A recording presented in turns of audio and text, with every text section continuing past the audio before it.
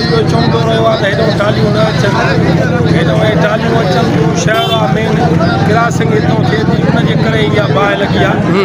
शुक्र आहे त का जाली माली नुक़सान खां बचत आहे। इनशाला हे बाहि कंट्रोल में आहे। सॼो आवाम ॿुधो आहे, कोशिशि करे थो।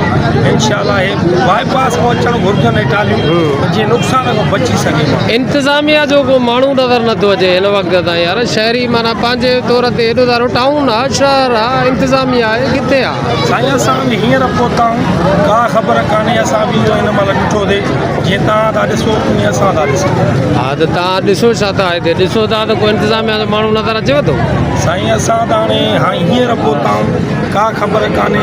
थोरो इंतिज़ामिया ज़रूरु माण्हू पुॼंदा इनशाला। कंट्रोल में आहे साईं, बिल्कुलु कंट्रोल में आहे। जाली माली कोई नुक़सानु न थियो आहे, पर हीअ माना वॾो नुक़सानु करे सघे बि बाहि। सिस्टम ख़तमु करणु घुरिजे। शायदि हेॾो टालियूं शहर मेन मार्केट में क्रॉस थियूं कनि त हेॾो वॾो नुक़सानु माना थी पियो सघे। हिन जे करे असां इहो चवंदासीं। कंहिंखे चवंदव? त जेके बि अमलदार आहिनि। कहिड़ा आहिनि अमलदार? भाउ टाउन चेयरमैन जी ज़िम्मेदारी बणिजे थी न।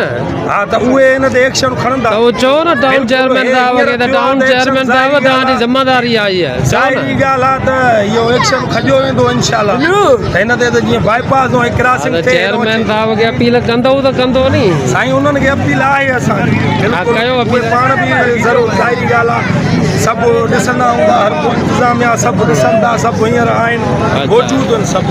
ठीकु आहे। त हाणे तव्हां बंदि छो कयो आहे?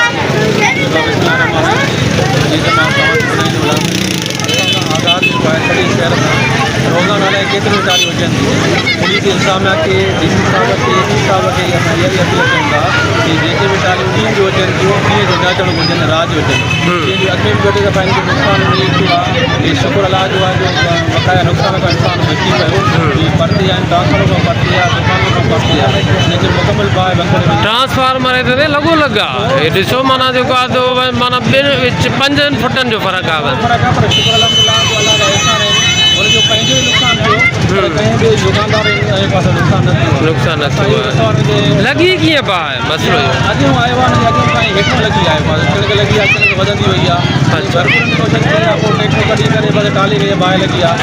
अलाह जा एहसान आहिनि जो बक़ाया दुकानदार जेके नुक़सान खां बची विया आहिनि। अच्छा, असां वसवारनि खे इहा ई चवंदासीं त जेको आहे उनखे टालियुनि खे ॾींहं जो अचणु न ॾियनि, राति जो जीअं दुकान बंदि हुनखे पोइ ठीकु आहे। माना किरन मशीन जो न आहे, हिनखे किथां कणिक लॻी आहे, हेठों कंहिं सिगरेट लॻी आहे, या हिकु आहे रड़ी बीठी हुजे, जीअं हिकु आहे फोटा बजाइनि था, मुंगरा बजाइनि था, हिनजी का कणिक लॻी आहे, उहा थी सघे थो।